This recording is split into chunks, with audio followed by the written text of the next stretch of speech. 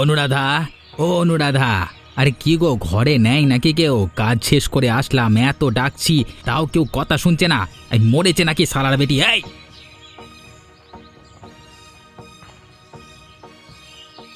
রে, এই মরেছিস নাকি তুই? এত করে তোকে আমি ডাকছি, আমার ডাক বুঝি তোর কানের মধ্যে ঢুকছে না? কি করছিলিস তুই ওপাশটায়? কানের মধ্যে যেদিন লোহার শিক গরম করে ঢুকিয়ে দেবো না, সেদিন ঠিকই আমার কথাগুলো তোর কানে ঢুকবে। তুমি তুমি আমার সাথে এমন করছো কেন? কি এমন করলাম আমি? আমি ওই পাশটার রান্নাঘরে ছিলাম, সেই জন্যই তো তোমার শব্দ শুনতে পারিনি। তুমি এখানে এসে এত চেঁচামেচি করছো কেন? রান্নাঘরে চলে যেতেই তো পারতে। আমি কি করব আর না করব সেটা তোকে জিজ্ঞেস করতে হবে নাকি? আরে একে তো দোষ করেছিস, তার উপর আবার মুখে বড় বড় কথা বলছিস। হত ছাড়ি, তোর কথা রাখ। মেজাজ খারাপ করিস না, মুখে মুখে তর্ক করবি না। কতদিন বলেছি না তোকে, আমার জন্য ভাত নিয়ে আয়, ভাত খেয়ে আবার কাজে যাব আমার। ভাত রান্না এখনো হয়নি, প্রায় শেষ হয়ে গেছে। তুমি তুমি একটু হাত মুখ ধুয়ে আসো, তার মধ্যে আমার রান্না হয়ে যাবে। আমি গরম গরম তোমাকে ভাত তুলে দিচ্ছি। সারা দিন রাত আমি এত কষ্ট করি, তারপরও তোর ভাত রান্না হয়নি এখনো? আমাকে অপেক্ষা করতে হবে? দাঁড়া, তোকে এখনই মজা দেখাচ্ছি। বসে বসে খাস, ঘুমাস, কষ্ট তো বুঝাস না, বুঝিস না। আরে এই কষ্ট কেমন হয় এখনই বুঝাচ্ছি, তারা তোকে। দাঁড়া দাঁড়া।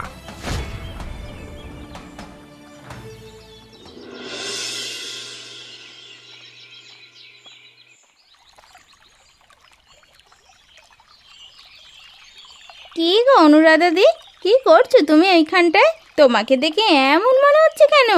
মনে হচ্ছে তুমি কেমন জানি কাঁদছো এখানে বসে। কান্না ছাড়া আমার কপালে আর কিছুই লেখা নেই, বুঝলে তো? সেই জন্যই আমার কপালটা এমন। আবারও কি হয়েছে? লালটুদা আজকেও বুঝি তোমাকে মেরেছে? আমার কপালে আছে এই মার লেখা প্রতিদিন, এই জন্যই মার খেতে হয়। কিছুই তো করার নেই, কপালে যা লিখে এনেছি তা তো আমাকেই ভোগ করতে হবে। লালটুদা মানুষ নাকি জানোয়ার? তিনি যদি মানুষ হতেন, একটা মানুষকে এইভাবে কোনোভাবেই মারতে পারতেন না। দিন দিন তার অত্যাচারের মাত্রা তোমার ওপরে বেড়েই যাচ্ছে।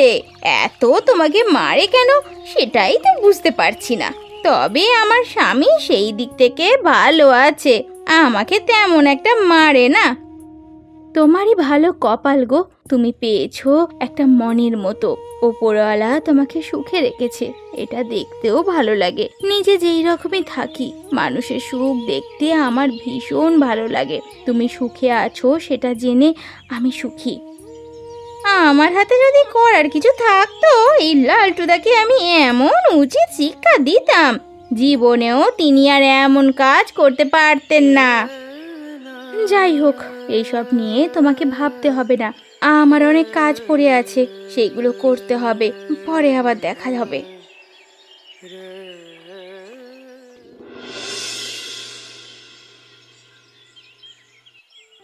সেই দুপুরের পর থেকে দেখছি তোমার তেমন একটা কাজে মন নেই লালটুদা। বাড়ি থেকে আসবার পরে দেখছি তোমার মন মেজাজ তেমন একটা ভালো নেই। আর তোমার মন মেজাজ ভালো না থাকলে তেমন একটা কথা বলবার সাহস আমি খুঁজে পাই না তোমার সাথে। সেই জন্য তোমাকে এতক্ষণ কিছুই জিজ্ঞেস করিনি। এখন মনে হচ্ছে তুমি একটু স্বাভাবিক, সেই জন্যই জানতে চাচ্ছি কি হয়েছে, তোমার মন মেজাজ এত খারাপ কেন লালটুদা? আরে বাড়িতে যদি সুখ না থাকে মন মেজাজ ভালো থাকে নাকি?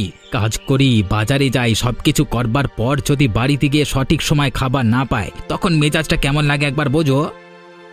ও আচ্ছা আচ্ছা, তাহলে এর জন্যই তোমার মেজাজ খারাপ? বাড়িতে খাবার খেতে পারোনি, না খেয়ে এসেছো?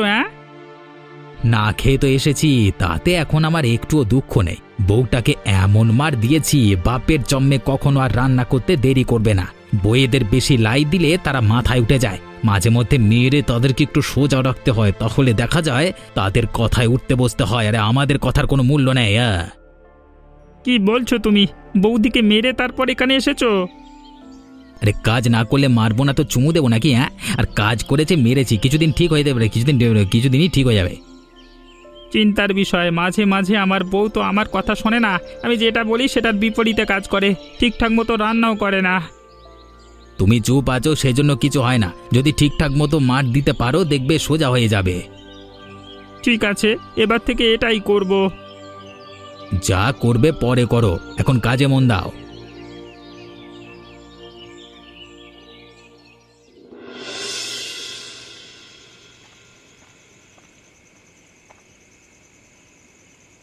কি গো গিন্নি, কোথায় তুমি? এই দিকটা আসো তো একবার। কি হয়েছে? তুমি এখন আমাকে ডাকছো কেন? আমি এখন আসতে পারবো না, আমি এখানে কাজ করছি। তুমি তোমার কাজ করে এখানে আসো। মেজাজ খারাপ করবে না, এখানে আসতে বলেছি, এখানে আসো, না হলে কিন্তু ঝামেলা হবে বলে দিচ্ছি। কি হয়েছে হ্যাঁ? তুমি এখানে এসে এমনভাবে মেজাজ দেখাচ্ছ কেন? বললাম তো আমি ওইদিকে কাজ করছি। তুমি তো প্রত্যেক দিন এসে হাত মুখ ধুয়ে তারপরে ঘরে যাও। আজকে কি হলো? আমাকে ডাকছো কেন সেটা তো বলবে নাকি? আমি যে কাজ করে আসি, রাতে কাজ করি, দিনে কাজ করি, বাজারে যাই, এখানে যাই, সেখানে যাই, তুমি তো ঘরে বসে কোনো কাজ করো না, সারাদিন শুয়ে বসে থাকো। আমি আসলে তোমার এমন কি বড় কাজ পড়ে যায়, সে আমি ডাকবার পরেও এখানে আসার না অস্বীকৃতি জানাও তুমি? কি হয়েছে? তুমি এভাবে কথা বলছো কেন? যাও যাও, আমি পুকুরে যাব না, এখানে হাত পা ধোবো।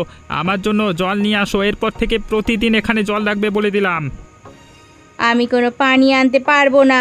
তুমি পুকুরে গিয়ে হাত মুখ ধুয়ে আসো, যাও। আমার মুখের উপর তুই কথা বলছিস? এত বড় সাহস! এতদিন লাই দিয়ে দিয়ে তোকে মাথায় তুলে ফেলেছি, দাঁড়া এখনই তোকে দেখাচ্ছি মজা, হারামজাদি।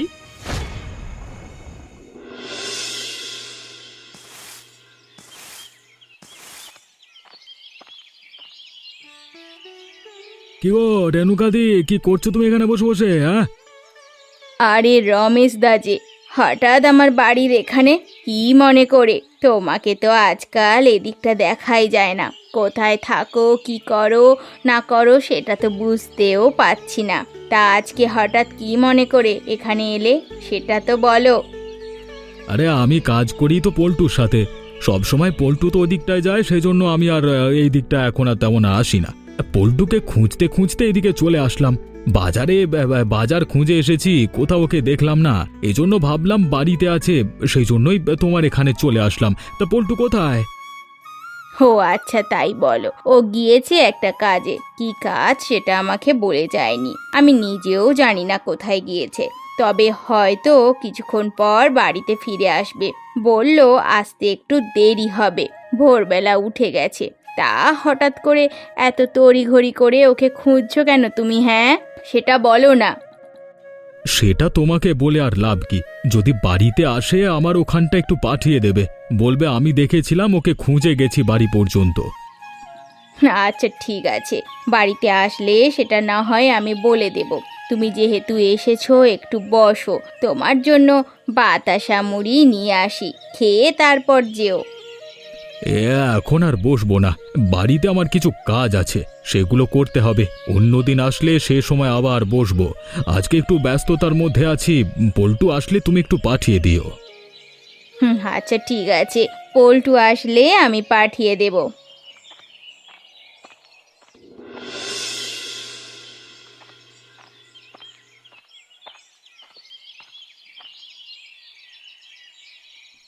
কোথায় গিয়েছিলে?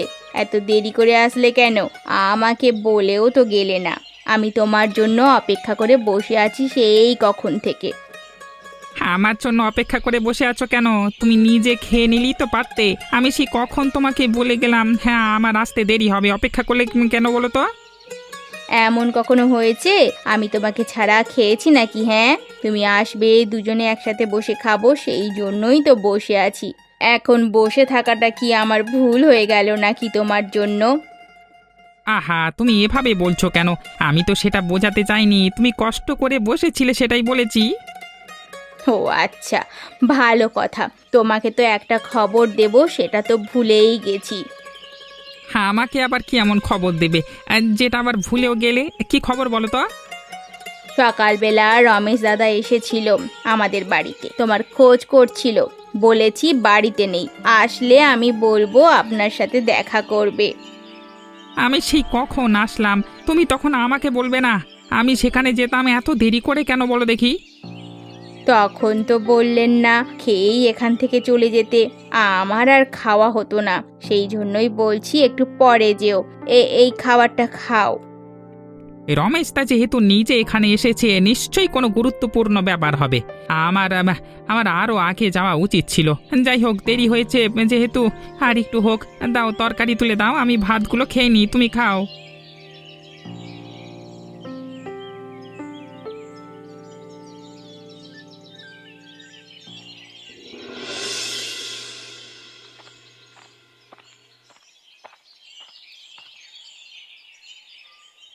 কি গো রমেশ দা, সেই কখন বলে তুমি আমার বাড়িতে গিয়ে আমাকে খুঁজে আসলে? হ্যাঁ, নিশ্চয়ই কোনো গুরুত্বপূর্ণ ব্যাপার হবে। হ্যাঁ, আমি একটু কাজে গেছিলাম, সেই জন্য আসতে পারিনি। সেই কখন আমি তোর বাড়িতে গেলাম, এখন বিকেল হয়ে যাচ্ছে, এখন তোর আসবার সময় হলো, এখন তো না আসলেও পারতিস। আরে রমেশ দা, তুমি রাগ করো না, আমি আস্তে আস্তে দেরি হয়েছে। তার উপর গিন্নি আবার আমাকে বলতে ভুলে গেছে, খাবার খেতে বসেছি তখন বলল, তারপর তো আমি তোমার এখানে চলেই আসলাম। রাগ করো না, কি জন্য ডেকেছো সেটা আমাকে বলো। কিছুদিন ধরে হাত তো একদম খালি পড়ে আছে, এভাবে তো আর চলা যায় না। জমানো টাকা সবগুলো যদি বসে বসে খেয়ে ফেলি তাহলে তো হবে না। নতুন কিছু চুরি করে ভোর রাতের হাটে বিক্রি করতে হবে। ভোর রাতের হাটই তো আমাদের একমাত্র অবলম্বন। গ্রামের জিনিস গ্রাম থেকে চুরি করে আমরা আবার ভোর রাতে সেই হাটই বিক্রি করি। গ্রামের মানুষজন তাদের নিজের স্বার্থে এই হাটটা বসিয়েছে, কিন্তু মূলত ফায়দা হচ্ছে আমাদের। আমি তো সেই কবে থেকেই তোমাকে বলেছি নতুন কোনো পরিকল্পনা করো, যা দিয়ে আমাদের কাজ দেবে। তুমি তো তখন আমার কথা কিছুই শুনলে না, সেই জন্যই তো এত দেরি হয়ে গেল। না হলে তো এখন হাত ভর্তি টাকা থাকতো। এখন টাকা নেই তো কি হয়েছে, টাকা আসতে তেমন কোনো সময় লাগবে না। আজকে রাতেই আমরা সবাই মিলে নতুনভাবে আবার সবকিছু শুরু করব। তবে ভোর রাতের হাটেই বিক্রি করতে হবে, কিন্তু বাজার শেষে বিক্রি করলে ধরা পড়ব। এতদিন একটু সাবধানে থেকেছি, নতুন করে আবার শুরু করলে সমস্যা হবে না। আচ্ছা ঠিক আছে, আজকে রাত থেকে আবার না হয় চুরি করা শুরু করব। চলে আসবো রাতের বেলা, এখন আমি যাই।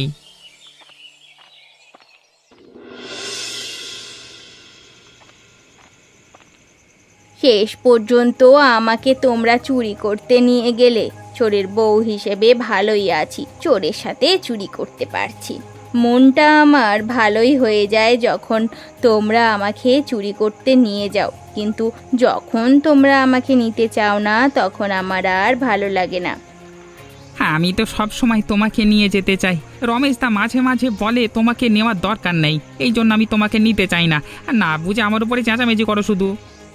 কি গো রমেশ দাদা, তুমি আমাকে নিতে নিষেধ করেছো কেন? আমি কি ভালো কাজ করতে পারি না নাকি? টাকা বেশি চাই তোমাদের থেকে? তোমরা দুজনে যেটা পাও তার থেকেও আমাকে কম দাও, তারপরও আমি তোমাদের সাথে যাই, ভালোভাবে কাজ করি, তাও নিতে চাও না কেন বলো তো? তোমার ভালোর জন্যই তো নিতে চাই না। সব জায়গায় তোমার যাওয়া ঠিক হবে না। যে জায়গায় আমাদের যাওয়া উচিত সেখানে আমরা যাই, আর যেখানে তোমাকে নেওয়া উচিত সেখানে আমরা তোমাকে নিয়ে যাই। কিছু কিছু জায়গায় তুমি যদি যাও, হ্যাঁ, যদি কোনোভাবে ধরা পড়ে যাও, আমরা পালিয়ে আসতে পারবো, তুমি পারবে না। তখন তোমার জন্য আমাদের সমস্যা হবে, সেই জন্য নিয়ে যাই না। তোমার বুদ্ধি আছে রমেশ দা, কিভাবে যে কি করে ফেলো কিছুই বুঝতে পারি না। তবে গ্রামের পরিচিতদের কাছ থেকে চুরি করতে বেশ ভালোই মজা লাগে। আমি গিয়ে তাদের সাথে গল্প করতে থাকি, সেই ফাঁকে তোমরা সব কিছু চুরি করে নিয়ে যাও, তারা বুঝতেও পারে না। চলো চলো, পা বাড়িয়ে চলো। ভোর রাতের বাজারে আবার জিনিসপত্রগুলো তুলে বিক্রি করতে হবে তো। এই যে গ্রামের জিনিসপত্র আমরা চুরি করে নিয়ে আসি, সেগুলো আবার এখানে এসে অল্প দামে বিক্রি করি। কেউ যদি তার নিজের জিনিসপত্র এসে ছিনে যায় তখন একটা ঝামেলা হবে, তাই না? এসব নিয়ে তোমাকে চিন্তা করতে হবে না। আমরা যেহেতু দুজন এখানে আছি, তোমার কিছুই বলতে হবে না। আমরা যা বলি তুমি শুধু আমাদের কথার সাথে হ্যাঁ বলবে, আর কিছুই বলবে না। ওকে নিয়ে তোমাকে চিন্তা করতে হবে না, ওকে আমি সব রকমের বুদ্ধি দিয়ে দিয়েছি, ও কোনো গরমিল করবে না। না করলেই ভালো হয়।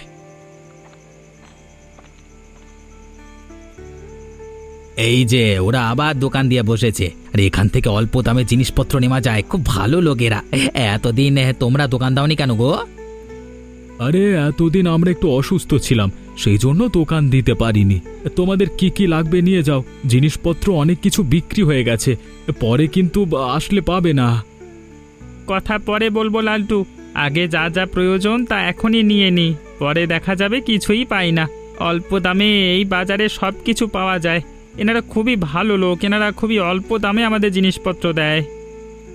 দাও দাও, যেসব হাঁড়ি পাতিলগুলো ভালো বা সেগুলো আমাদেরকে একটু দেখে দেখে দাও, অন্য জিনিসও দাও।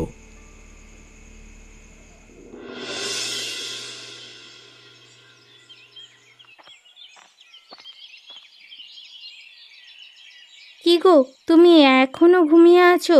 সেই কখন সকাল হয়েছে, এদিকে বিশাল বড় একটা ঝামেলা হয়ে গেছে। এ কি হলো কিছুই তো বুঝতে পারলাম না। তুমি একবার ওঠো, ওঠো, দেখো না একটু, এদিকে আসো। পড়ার মতো এভাবে ঘুমিয়ে থেকো না। কই গো, কই গো, ওঠো না, ওঠো না। কি হয়েছে? এভাবে ষাঁড়ের মতো চেল্লাচ্ছ কেন তুমি? তোমার কি আর কোনো কাজ নেই? প্রতিদিন সকাল সকাল এভাবে আমাকে ডাকো কেন? সারা রাত ঘুমিয়ে থাকো। আমি এত কষ্ট করে ভোর রাতে বাজারে গিয়ে জিনিসপত্র কিনি, সারাদিন মাঠে কাজ করি, এত কিছুর পর একটু শান্তিতে ঘুমাবো তোমার জন্য তাও পাচ্ছি না। কি হয়েছে? তুমি এত চেঁচামেচি করছো কেন বলো তো? হ্যাঁ, আরে আর কি চেঁচাচ্ছি, ঘরের জিনিসপত্র ঠিকঠাক মতো সব খুঁজে পাচ্ছি না। বাইরে একটা আমার কড়াই ছিল, সেটাও তো খুঁজে পাচ্ছি না। গতকাল রাতে রান্না করে সেখানে রেখেছিলাম, ওটা ওখান থেকে কোথাও উধাও হয়ে গেল, সেটাই তো বুঝতে পারছি না। তুমি কি দেখেছো? সকাল সকাল আমার মেজাজটা খারাপ করো না। রান্না বান্না করবে তুমি আর হাঁড়ি পাতিলে খোঁজ দেবো আমি? মেয়েটা তোমার আলু ভর্তা করে দেবো বলে দিচ্ছি। চলো ঠ্যাং। আমি কি করলাম? তুমি চেঁচাচ্ছ কেন? এই চেতা থেকে বাঁচতে চাও, আমার হাঁড়ি পাতিলগুলো ঠিকঠাক করে আনো।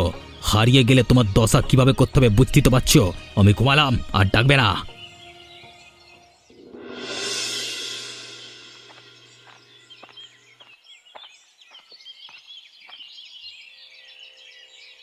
কি গো অনুরাধা দি, আজকে আবার কি হলো? এত সকাল সকাল আমাকে ডেকে পাঠালে কেন?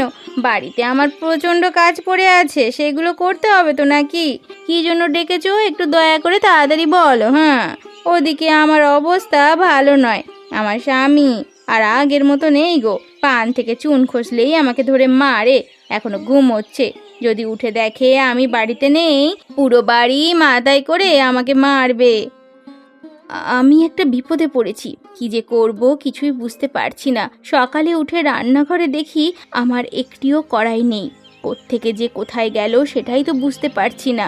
তোমার দাদাকে সেটা বললাম, উল্টে তিনি আমার সাথে রাগারাগি করছে, বলছে তার কড়াই যদি আমি খুঁজে না বের করতে পারি তাহলে আজকে আমার শেষ দিন। আজকে হয়তো আমাকে আবার মার খেতে হবে। কী সব বলছো তুমি?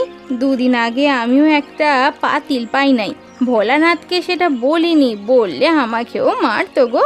হঠাৎ করে এইসব জিনিসপত্র হারিয়ে যাচ্ছে কিভাবে? হ্যাঁ, সেটাই তো বুঝতে পারছি না। এর আগেও হারাতো, মাঝখানে সেটা বন্ধ ছিল, এখন আবার শুরু হলো। কোনো একটা গন্ডগোল আছে বুঝলি তো। শুনেছি ওরা ভোর রাতে বাজার থেকে হাঁড়ি পাতিল অল্প দামে কিনে নিয়ে আসে। আমাদের সেখানে একবার যাওয়া দরকার। ওরা যদি জানতে পারে আমাদের আজ তো রাখবে না। আমাদের শক্ত হতে হবে, দিন দিন এত মার খাওয়া যাবে না। এবার একটা বিহিত করবই, রাতে চুপি সারে সেই বাজারে যাব, তারপর দেখব।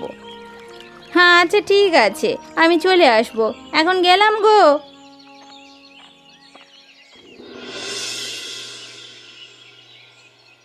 আমার বইয়ের হয়তো মাথা খারাপ হয়ে গেছে। কি বলতে কি বলছে কিছুই বুঝতে পারছি না। পাগলা বউনি, আমি যে কি করবো সেটা তো বুঝতে পারছি না। হঠাৎ করে তোমার বইয়ের আবার কি হলো? কি এমন পাগলামি শুরু করলো? আরে কি আর পাগলামো করবে, সকাল থেকে বলছি হাঁড়ি পাতিলগুলো খুঁজে পাচ্ছি না, মার খাবে সেই ভয়ে আমাকে কিছু বলতে পারছি না। তোমাকে বলেছিলাম না, বইদের ভালোভাবে শাসন করলে তারা দেখবে আমাদের পায়ের নিচে এসে থাকবে। ঠিকঠাক মতো শাসন করেছি, এই জন্য খুবই ভয় পায়, সহজে কোনো কথা আমার কাছে বলতে আসে না। তোমার কথা শুনে আমিও ভালোই ভালোই কাজ করছি, কদিন ইচ্ছে মতো মেরেছি, এখন আর আমার কথার বাইরে কিছুই করতে চায় না। চাল কতটা রান্না করবে, কি তরকারি রান্না করবে সেটাও এখন আমাকে জিজ্ঞেস করে রান্না করে। তুমি যে আমাকে শিখিয়েছো সেটা ভালোই কাজে দিচ্ছে, তোমাকে তো আমার গুরু মানতে হয় লালটুদা। একটা কড়াই গেছে তাতে কোনো সমস্যা নেই, রাতেই আমরা আজকে আবার ভোর রাতের বাজার থেকে অল্প দামে জিনিসপত্র কিনে নিয়ে আসতে পারবো। কিন্তু সেটা আমি বলিনি বউকে, উল্টে ভয় দেখিয়েছি। সবকিছু যদি বলে দিই তাহলে আর ভয় পাবে না, ঘরের মধ্যে থাকুক, তাহলে একটু মজা বুঝবে। এই ইচ্ছায় কি তোমাকে গুরু বলে সম্বোধন করি নাকি? তুমি যা খেলা দেখাও না তার কাছে সব কিছু নগণ্য। আজকে রাতে কিন্তু বাজারের দিকে যাব, চলে আসবে কিন্তু সঠিক সময়ে। আচ্ছা ঠিক আছে, এখন বাড়ির দিকে গেলাম, ভোররাতে চলে আসবো।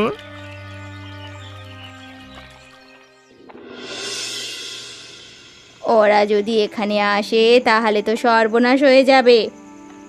ভয় পেলে কাজ হবে না, আমরা এবার শক্ত থাকব। ওই যে ওইখানে একটা হাঁড়ি পাতিলের দোকান দেখা যাচ্ছে, চল তো, ওখানেই চল।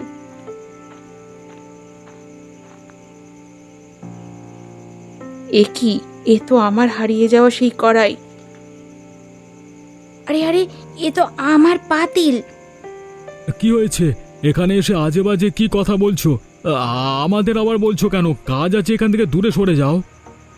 তোমরা যে কম দামে জিনিসপত্রগুলো বিক্রি করছো, এগুলো তো আমাদের জিনিস, নিজে চুরি করে এনেছো। এখান থেকে যাবেন নাকি তাড়িয়ে দেব? পল্টু, যাও তো, এদের সকলকে ঘাত ধাক্কা দিয়ে বার করে দাও এখান থেকে।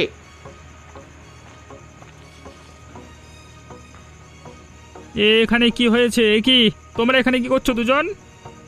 এদের আপনারা চেনেন নাকি? এরা দোকানে এসে উল্টোপাল্টা কথা বলছে। কত বড় সাহস!